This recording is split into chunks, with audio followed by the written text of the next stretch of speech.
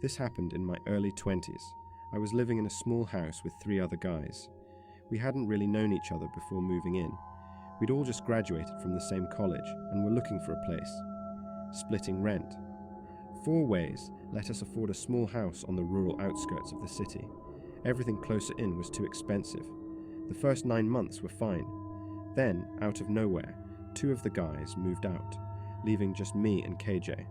Unfortunately, KJ was the one I'd barely talked to. He was always gone, working, getting home late, or just avoiding interaction altogether. It sucked that the other 2 left, and now the rent was double for each of us. We both agreed we'd just tough it out until the lease ended in 3 months, and then go our separate ways. That first month after they left, it became obvious how absent KJ really was. On my days off, I'd often have the entire house to myself. At first, it felt peaceful, but the more time passed, the more it struck me as strange. He only worked part-time in the mornings. Where was he the rest of the day and night? One night, I stayed up later than usual. Around 1 a.m., I saw headlights sweep across my window. KJ was pulling into the driveway. I heard the front door open, and on impulse, I stepped into the hallway to say hi, trying to keep things from getting too awkward between us. That's when I heard his footsteps, rushing down the hallway. He practically jumped when he saw me, like I'd caught him doing something. The hallway light was off, but even in the dark, I could see his wide, frozen stare just outside his bedroom door. "Hey, KJ, just seeing how you're doing," I offered casually. He didn't answer right away, just stared, then finally muttered, "I'm good." After a few more seconds of uncomfortable silence, I stepped back into my room. That didn't ease the tension between us at all. If anything, it made it worse. Something about his behavior really unsettled me. I waited a few minutes, then quietly opened my door and walked past his room, just trying to listen. I heard movement, drawers opening and closing quickly, frantically. It wasn't normal. I paused, uneasy.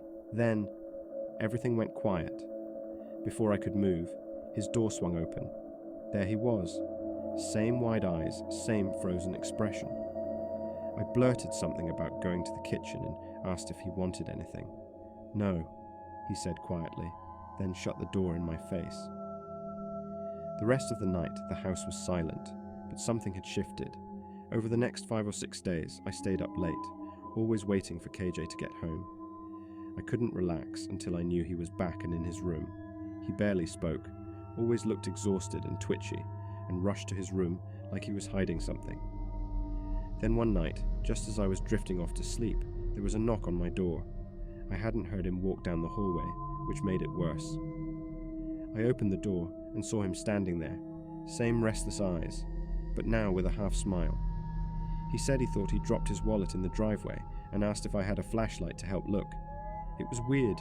He'd never asked me for anything, but I figured maybe this was a peace offering. I grabbed the flashlight and followed him outside. He started making small talk as we walked, but I noticed his car was parked way at the end of the driveway, farther than it ever had been. We walked all the way to it, found nothing, and then he kept leading me past the car, toward the woods. I stopped. "Why would your wallet be out here?" He hesitated. "I went for a walk earlier. I might have dropped it." It didn't feel right. He kept urging me to go deeper into the trees, brushing off my suggestions to turn back. I stopped walking. "You can take the flashlight. I've got work in the morning. I'm heading back." He didn't take it. His fake smile dropped. His eyes looked angry. He didn't say anything, just stood there, staring. That was enough for me. I turned and quickly walked back to the house, checking over my shoulder. KJ stayed where he was, watching. Once inside, I started packing. I didn't sleep at all. I just listened for any sign of him coming back. But he never did. Not that night. The next morning, I loaded everything important into my car and left. Even years later, I never heard from KJ again. I never figured out what was going on with him, but I'm pretty sure he wasn't planning on finding a wallet that night. And I honestly believe, if I had followed him any further into those woods, I wouldn't have come back.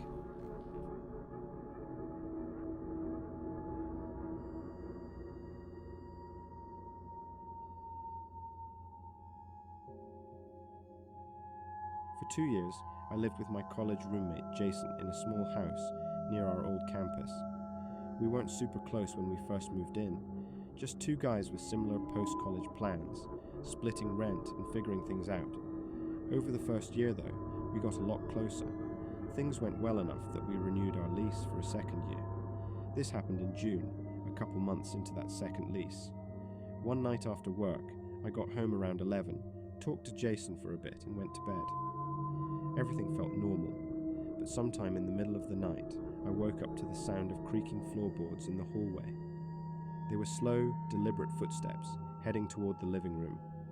I rolled over, checked the clock, 3 a.m., and assumed Jason was just up getting water or something. I didn't think much of it and fell back asleep. The next morning, I was rushing to leave for work when Jason opened his door and asked something that immediately caught me off the guard. "What were you doing walking around the house last night?" I blinked, confused. I told him I wasn't. I said I thought he was. We exchanged puzzled looks, but I had to leave for work, so the conversation ended there. I chalked it up to the house settling, or wind making the walls creak. That night Jason was working late, so I was home alone. Around the same time, close to 3 a.m., I was just falling asleep when I heard the same creaking again. This time, I stayed still and listened. The sounds moved down the hallway toward the living room, then went silent. After about 30 seconds, curiosity got the better of me. I got up and checked the house. Jason wasn't home yet, and the living room was empty. Nothing looked disturbed, but it bothered me. The creaks had clearly moved through the house like footsteps, not random settling. When Jason got home later, I brought it up. Neither of us had a good explanation. The next night I worked late and didn't get home until almost 11 again. As I passed Jason's room, I saw him sitting on his bed in the corner, just out of the corner of my eye. I casually said, "What's up?" as I passed, but he didn't respond. A little weird, but maybe he didn't hear me. After changing, I passed his room again on the way to the kitchen and noticed his light was off now. Still, I could faintly see him in the dark, still sitting in the same spot. I stepped into the doorway. "Hey, you good?" No response. I stood there a few seconds before heading to the kitchen. It creeped me out, but I wasn't going to just barge in on him. After 15 minutes, I walked back to my room. Now his door was shut. About an hour later, I heard creaking again. This time, it was right in the hallway outside my room. I glanced at the bottom of the door, and something moved past it. Rather than get up, I grabbed my phone and texted Jason. "Are you walking around?" He replied with a question mark then. "What do you mean?" "I'm not home right now." My stomach dropped. I jumped up, threw open my door. The hallway was empty, but Jason's door was wide open again. Cautiously, I stepped forward and looked into the room. Standing in the middle of Jason's dark room was a man I'd never seen before. He was tall, with a thick beard, and even in the low light I could tell he didn't look anything like Jason. Just standing there, staring, I ran. I flew out of the house and called the police from across the street. When they arrived, the man was gone. No signs of a break-in, though one window was slightly unlocked. It didn't even look like it had been opened. What really disturbed me was the realization. He had likely been inside the house for days. The creaking sounds, the footsteps. We thought it was the house settling. It wasn't. Worse, he'd been in Jason's room, sitting, waiting. Jason and I tried to make sense of it. That night was the only one in recent days where Jason had gone out, and I'd come home late, meaning the intruder knew the schedule well enough to choose a moment when Jason would be alone. If Jason had come home earlier that night, I try not to think about what might have happened. Whatever his intentions were, I don't want to know, and I never saw him again.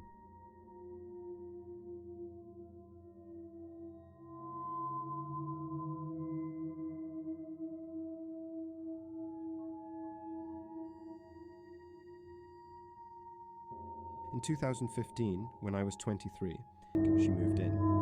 I did notice she didn't quite look 23, taller than me, a little more mature looking, but I brushed it off.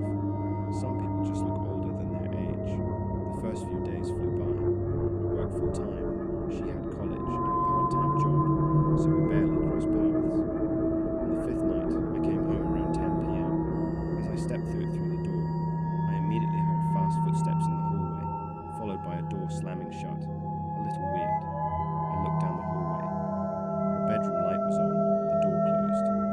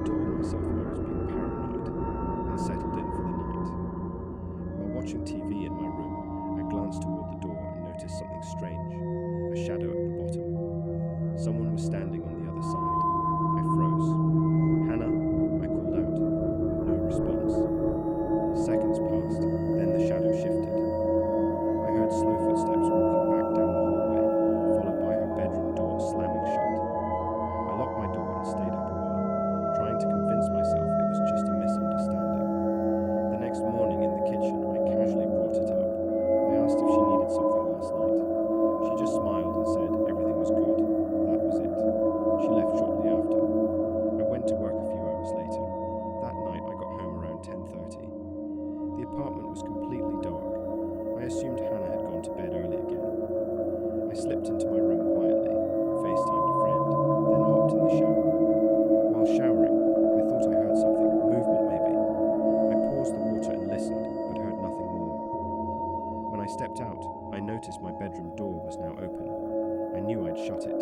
I got dressed fast, looked out into the hallway, still dark. Her room was quiet, no movement. I closed and locked my door immediately. I stayed up again, this time really disturbed. Why was my door open? Was she coming in while I was in the shower? I didn't know her well enough to make sense of anything. Maybe she needed something. Still, nothing made sense. Eventually, I went to bed, completely drained. I must have been asleep for less than an hour when I woke up. No reason, just that strange awareness that something's wrong. My room was silent and pitch black, but the door was cracked open just slightly. A few inches, no more, but I had definitely locked it. "Hannah," I whispered. Silence. I sat up slowly. My heart was pounding. Through the crack, I saw nothing, but when my eyes adjusted, I looked around my room and saw something worse. In the corner, standing beside my wardrobe, was a figure. Hannah. Just standing there, motionless, staring. She didn't speak, didn't move. Her eyes looked empty, like she was looking through me. Then she stepped forward. Another step. Suddenly, she sprinted out of the room and down the hall. I heard her bedroom door slam shut. I didn't even grab a bag. I grabbed my keys and phone, bolted out the front door, and got in my car. I didn't even stay in the parking lot.